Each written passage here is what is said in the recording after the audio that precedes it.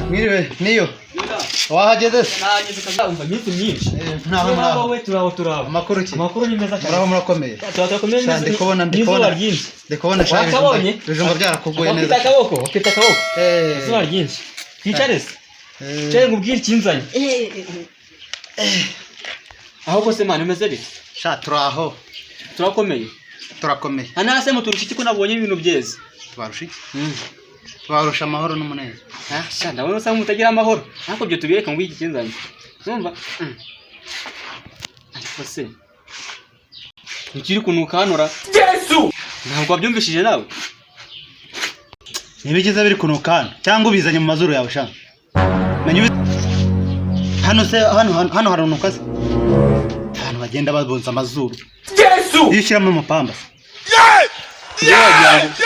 Naramuka cyane ako suku kubeta nawe ntabwo uri kubyumva koko ntabwo uri kubyumva menya ari imbere yapfuye nyine ubwo se nimba uri kubyumva hako menya ari imbere wamenya ari imbere yapfuye Yesu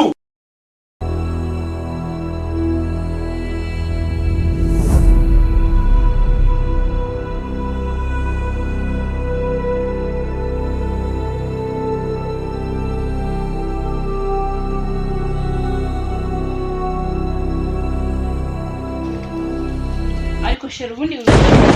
akose noze azi burana naryama impande y'umugabo w'ikizungereza nkawe nose Yesu noze rwose noze gena none se mani iyo umuntu yoze mugaragara mu maso cyangwa ni mu mutwe reka tuye ko birimo ntazanje nawe mba mu ruhare so umugore utunze rero nakandaye yaze asigare yakutahoze segura umushyitsi ubundi ayo magambo yakuye Yesu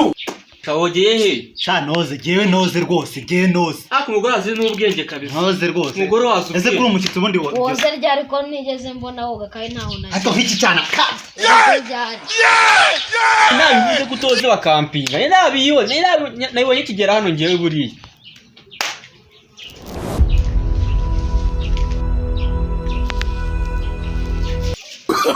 Oh, no.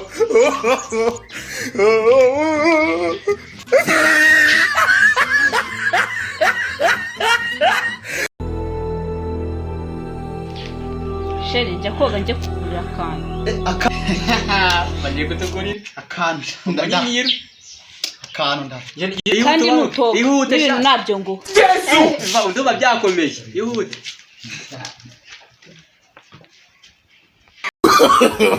iziyo we abagabo batoga Yesu we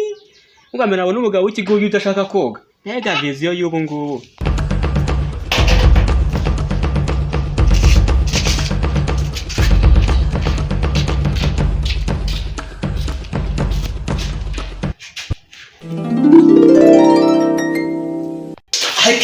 ibintu n'abazungu batuzaniye yewe bone kaza ariko nanjye ndije abaguriraho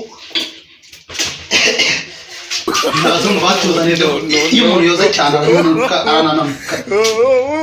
ariko ndarangije kabisa ndarangije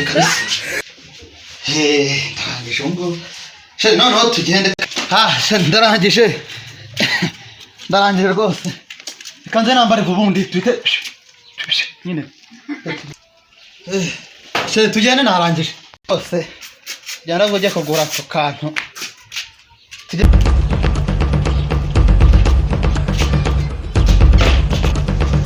Yesu